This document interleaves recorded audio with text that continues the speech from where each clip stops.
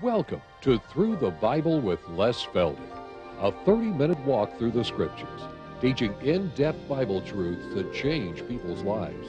Now, here's your host, Les Feldick. Okay, good to have everybody still with us. You know, when we go all afternoon like this, I expect somebody to leave, but looks like we've got everybody. So turn with me to Isaiah chapter 24.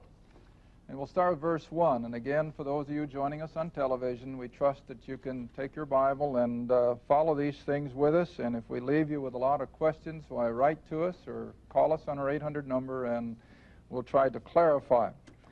Like I think I said last program, I don't claim to have any special revelations or anything like that, but we just like to teach the Word as I feel the Lord has opened it up to me, and in a way that hopefully many people can understand. I haven't mentioned for a few weeks now, remember that all of the previous programs dating from Genesis 1:1 on up through the present are available on videotape. We put 12 programs or 6 hours on one tape.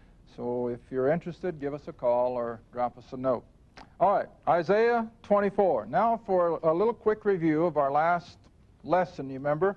We come out of the tribulation, and Christ returns, and the kingdom is now coming on the scene, and the earth, remember, will be lifted from the curse. It'll be as it was back in the Garden of Eden before sin entered. It's going to be glorious. It's going to be beautiful. All right, at his second coming, this escaping remnant of Jews who went out in unbelief, and remember now, this is a mixed group. They are not the 144,000. This is Matthew 24, beginning with Matthew 24, beginning with verse 15. And remember, it speaks of those who are on the housetop and those who have children.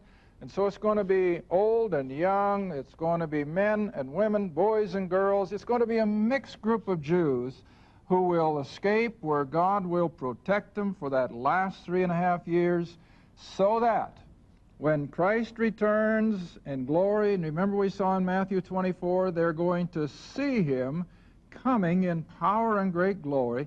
And then in our closing moments, we took you back to Zechariah, where they're going to see the nail prints in his hands, they're going to see the wound in his side, and rather than by faith as we will, they will by sight believe and know that he is their king, their Messiah, their Savior. And so this group of Jews will come up into the kingdom as the nation of Israel, and by far the largest number of any one nation that will go into the kingdom. All right, now we've got the nation of Israel established. They're going to be, remember, ruled by the 12 apostles, ruling on 12 thrones. Now let's pick up the Gentiles. God hasn't forgotten about the Gentiles by any stretch of the imagination, even though the age of grace was primarily to Gentiles. Yet, even during the tribulation, God has still been preparing Gentiles to go into the kingdom in ordinary flesh and blood bodies. Because you have to remember, the kingdom is going to see a tremendous population explosion. So that by the end of that 1,000 years, when Satan will be released to test them once again, there will be probably as many people on the earth or more than there are right now. So now in Isaiah chapter 24, we're going to pick up these Gentiles. We're going to begin with verse 1, and again, it's a graphic description of the tribulation as we have been studying it now for the last several weeks. Behold, the Lord maketh the earth empty, maketh it waste, and turneth it upside down. Now, I remember we've been talking about the cataclysmic things that are going to happen to this planet during those final 7 years of human history. And he scattereth abroad the inhabitants thereof.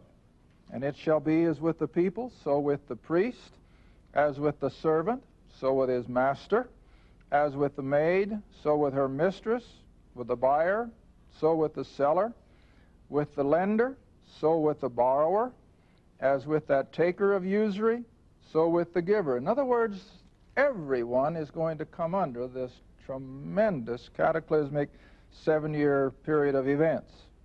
Verse 3, the land shall be utterly emptied, and spoiled, for the Lord hath spoken this word. Verse 4, the earth mourneth and fadeth away under these judgments. The world languisheth and fadeth away. The haughty people of the earth do languish. Even their wealth is not going to protect them.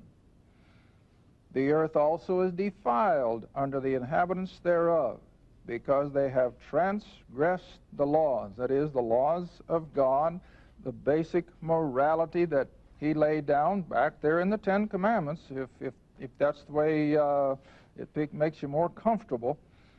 Changed the ordinance, broken the everlasting covenant. In other words, they have been totally disobedient to everything that God has instructed. Verse 6, therefore hath the curse that began with Adam, therefore hath the curse devoured the earth. Because, see, it's because of sin that all of these things are going to come on the earth. And they that dwell therein are desolate.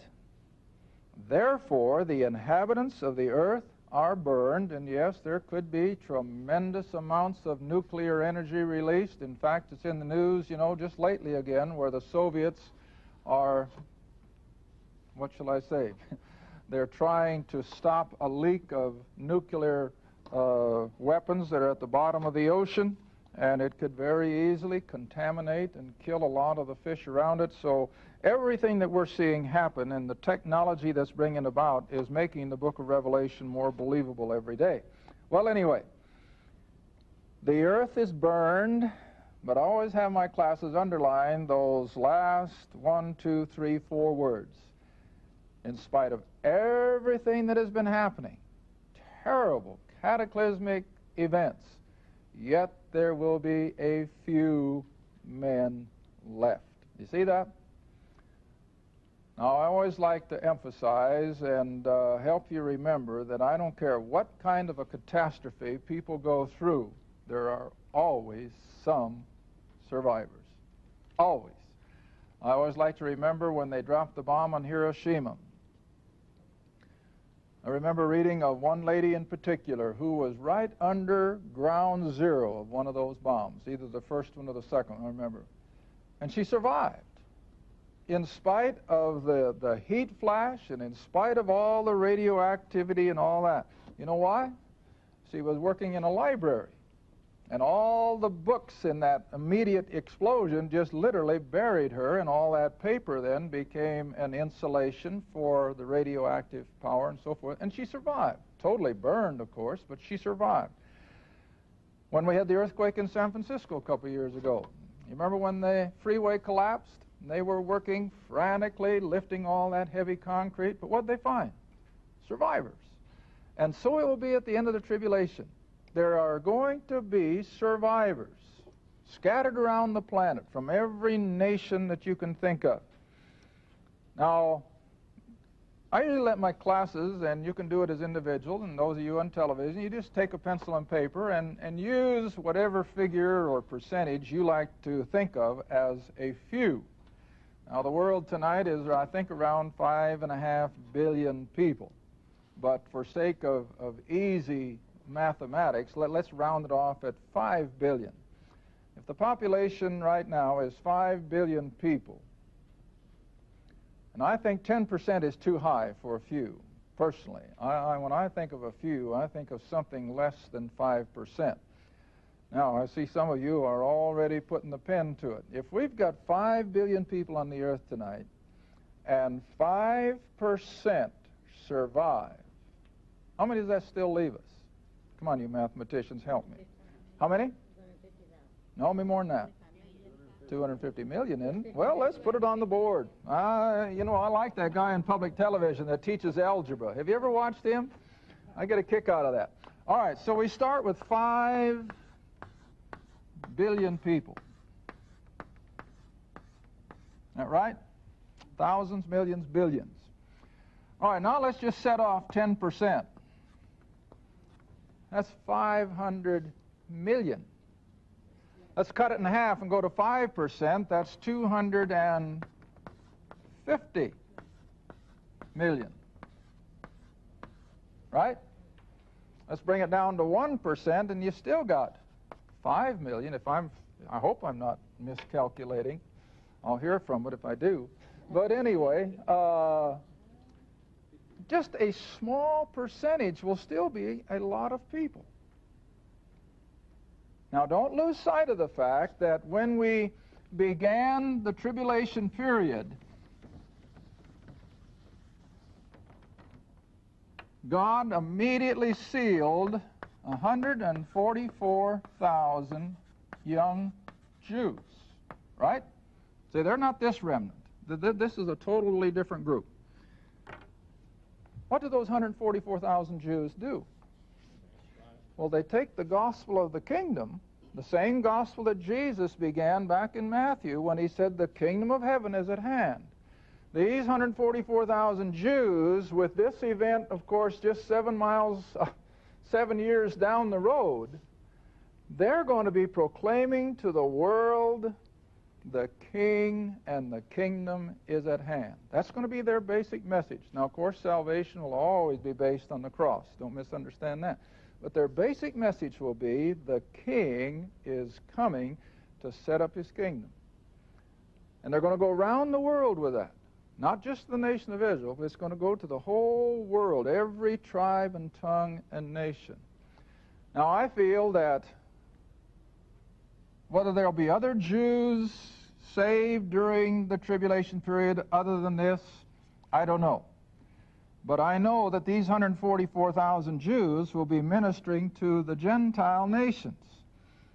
Now, as Isaiah 24 then says, when the final bowl judgment has been culminated, you're going to have survivors in every nation under heaven. In Great Britain, Scotland, Germany, America, South America, the South Pacific nations, there's going to be survivors. Saved and lost both. You're going to have some who believed the message of the 144,000. You're going to have some who didn't believe it. All right, now we're going to pick them up. And you who are Bible students, you know where it's at. Matthew 25. Matthew 25. Now remember, no unbelievers can go into the kingdom, because Satan is going to be locked up, and we're going to start out with a generation of parents who are believers. There are not going to be any unbelievers going into the kingdom. Now in Matthew 25, we have the perfect description of how God's going to do it. Now always remember, we're dealing at a point in time now where the supernatural will almost become commonplace. And so you're going to have this great gathering of these survivors, and they're going to bring them to Jerusalem. All right, verse 31 of Matthew 25. Matthew 25, verse 31. When the Son of Man shall come in his glory. Now watch the language here, and this is Jesus speaking. And all the holy angels with him, then, in other words, this is his second coming, then shall he sit upon the throne of his glory. And we've established in previous lessons that that will be in Jerusalem, see? Verse 32, and before him shall be gathered all nations. Now, of course, the biggest percentage of the nations are gone. They've been killed. They've been devastated. But what have we got? We've got this small percentage of survivors who are representatives of their nation. In other words, America, where there are 250 million or more, and if 2.5% of them survive, again, what are we coming up with? Well, I don't want to figure that in my head. But anyway, you're still coming up with quite a few people that will be representatives of the United States of America. Saved and lost. Now, you're going to have the same thing with all the nations of the world, because that's why the word is plural. All these survivors, then, will be supernaturally brought to Jerusalem and before the king. All right? Verse 32. Reading on. Before him shall be gathered all nations, and he, that is the king, shall separate them one from another, as a shepherd divides sheep from the goats. In other words, he is providentially going to sort the believers from the unbelievers. Now, the analogy here, remember, is sheep and goats, only for sake of illustration. Verse 33, so he sets the sheep on his right hand, the goats on the left. Then shall the, what's the next word? King. See, he's already on the throne. His kingdom is at its beginning now. It's on the earth, and he's getting ready to get the whole thing moving. And so then shall the king say unto them on his right hand, that would be the sheep in the analogy, come, you blessed of my Father, inherit the what? There it is. See how this word kingdom just keeps coming up? Inherit the kingdom prepared for you from the foundation of the world. Now, that's nothing new to you, is it? What does Ephesians 1 tell us? When were we chosen? When were we in the mind of God? From before the foundation of the world, see? And so it's nothing different. God in his foreknowledge knew exactly which one of these Gentiles would hear the gospel of the kingdom from the 144,000 and believe. So he can say honestly that this was prepared for them before the world is ever created. Now verse 35.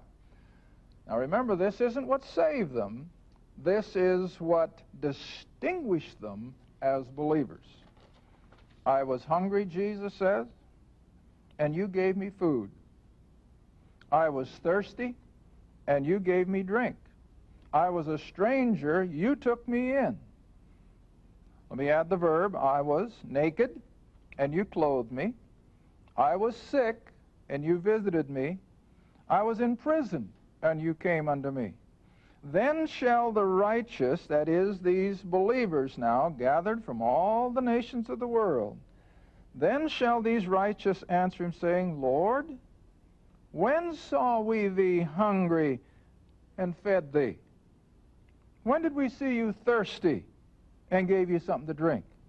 When did we see thee a stranger and took thee in, or naked and clothed thee? Or when did we see thee sick, and so on and so forth? Now verse 40, and the king shall answer and say unto them, verily I say unto you, inasmuch as you have done it unto one of the least of these, my brethren. Now that's the secret here. Jesus is speaking, and in the flesh he was a Jew, so his brethren have to be Jews. So who is he referring to? 144,000. And it wasn't their good deeds that saved them. It never is good works that saves anybody. They were saved by their faith in this message, and as soon as they experienced salvation, what were they willing to do? Help these people who had brought it to them. And the best example I can give of that are the believers and the Christians in Europe during Hitler's terror against the Jew. And those believers were the ones who hid Jewish people and helped them escape the onslaughts of Hitler and so forth. Why? Because it's a Christian's nature to do things like this. And so here is where Jesus is showing that these 144,000 are going to suffer privation all through their ministry. Now let's stop a second. I hope we have time. Let's go all the way back to Revelation chapter 7 again. Revelation 7.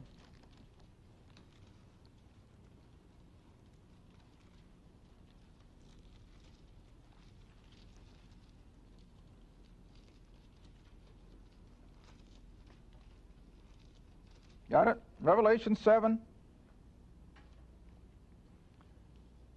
Come down to verse 3, just for sake of time, where the angel says, hurt not the earth, neither the sea nor the trees, until we have sealed the servants of our God in their foreheads. In other words, that was just simply like, I suppose, when God put a mark on Cain, that no one could take his life. Now, it's the same way with these 144,000.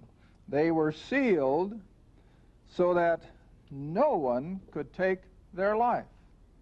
And you come down and you see all the 12,000 of each one of the 12 tribes, And they go out then and they proclaim the gospel of the kingdom. Now, to see also how this fits with Matthew 25, come down to verse 16. These are the privations that believers, as well as these 144,000, will suffer during this 7-year period. They shall hunger no more. Now, you want to remember, we're coming back to that mark of the beast in the forehead or the palm of the hand that we talked about several weeks ago. If people have that mark of the beast, they will never succumb to the gospel of the kingdom. If they don't have the mark of the beast, they will be eligible for this salvation, but they'll not be able to buy or sell or transact business. Consequently, 7 years is a long time. If you can't buy groceries, 7 years can be a long time if you can't pay your rent or make a house payment, or buy gasoline, or pay a doctor bill. You can do nothing if you don't have some means of exchange. And they're not going to have it. And so they're going to end up hungry, thirsty, naked. See? All right, now then come back to chapter 25 in Matthew. And so these 144,000 are going to suffer these same privations. No one can take their life, but they'll be thrown in prison. They're going to be hungry. And so the only sustenance they have is these believers now, realizing what a salvation these Jews have brought them, will sacrifice, no doubt, whatever little bit they have to help these 144,000. And now then, Jesus said, inasmuch as you did it unto them, you really did it to me. Now, this is the only setting that fits. You can't put this into anything else. It's just simply the response of these believers who have survived the awful, awful events of the tribulation. And Jesus now says, come on down to verse, let's see. I guess I got to go all the way down to, I'm not seeing it. Yeah, verse 46. I knew it had to be down there somewhere. Verse 46. Now to the unbelievers, to the goats, who expressed the same thing, but we didn't ever see you hungry. We never saw you in jail. And what's Jesus' answer? Well, since you didn't do it to these 144,000, it was as if you didn't do it to me. All right, now then, you come all the way down to verse 45 and 46. Then shall he answer them, saying, verily I say unto you, inasmuch as you did it not to one of the least of these, that is, the 144,000, it was as if you did it not to me.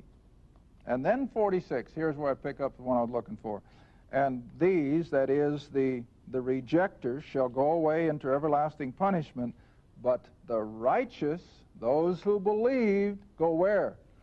Into life eternal. And of course the kingdom, even though it's stipulated as 1,000 years, it's still the beginning of eternity. In fact, I had a gentleman call the other night, and he said, now Les, he said, I've got some problems between what takes place in the kingdom and what's going to take place in eternity. And I said, well, you're not alone. There are a lot of great theologians who I have seen debate the issues in their books and so forth as to what's in the kingdom age and what's in eternity. And I can just sort of oversimplify that, I guess, by simply saying, always remember, at least as I see it, that all of the situation concerning the kingdom is just an introduction to the eternal. It'll be interrupted. There'll be a new heaven and a new earth, come on, see. But I think eternity is going to be based on pretty much the same set of circumstances that we have in the 1,000 years. And so when Jesus tells these people who are going into the kingdom that they're going into eternal life, indeed they are. That's really the beginning of eternity, even though it is still in that time frame of the 1,000 years. All right, now I got a couple more minutes left. Let's go back and look at a couple more attributes of the kingdom, and then it'll be time to quit. And for those of you here, we can go home. Isaiah chapter 11. Isaiah 11.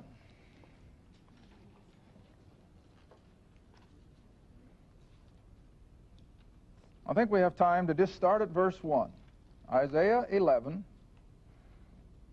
verse 1. And there shall come forth a rod out of the stem of Jesse, and a branch shall grow out of his roots. Now, of course, Jesse was the father of David, and Christ is always considered the son of David. And so we're speaking of the branch here as the Messiah, the Christ. Now, verse 2, and the Spirit of the Lord shall rest upon him, the Spirit of wisdom and understanding, of counsel and might, the Spirit of knowledge and the fear of the Lord. Now, those are all attributes of the Spirit that are also indicative of the Christ. Verse 3, and they shall make him of quick understanding in the fear of the Lord, and he shall not rule after the sight of his eyes, nor reprove after the hearing of his ears, but with righteousness he shall judge or rule the poor, and reprove with equity for the meek of the earth. You know, I reminded you here several weeks ago. What do those words remind you of in the New Testament? The Beatitudes. See, this is where the Beatitudes become, then, the very constitution of the kingdom. All right, read on. And with the rod of his mouth and the breath of his lips he shall slay the wicked, which, of course, he did there at Armageddon in the final hours of the tribulation. Now, verse 5, we come back again into the kingdom. And righteousness shall be the girdle of his loins, and faithfulness the girdle of his reins. Now, look at verse 6. This is all on the earth. And when animal lovers ask me, are there going to be animals in heaven? Yes, here it is. The wolf will dwell with the lamb, the leopard shall lie down with the kid, the calf, and the young lion and the fatling together, and a little child shall lead them. Where did that little child come from? From believing parents, see? And the cow and the bear shall feed, their young ones shall lie down together, the lion will eat straw like the ox, as it was before sin entered. Neither shall they hurt nor destroy in all my holy mountain, for the earth shall be full of the knowledge of the Lord. Thank you for watching Through the Bible with Les Feldick. Through the Bible is a partner-supported ministry. If this program has been a help to your study of the Scriptures and you'd like to see others enjoy the teaching, your support would be greatly appreciated. Write to us at Les Feldick Ministries, 30706 West Lona Valley Road, Kinta, Oklahoma, 74552. Or call 1-800-369-7856. Remember, all programs are available in printed form, audio cassette, and videotape. Be sure to tune in next time to Through the Bible with Les Feldick.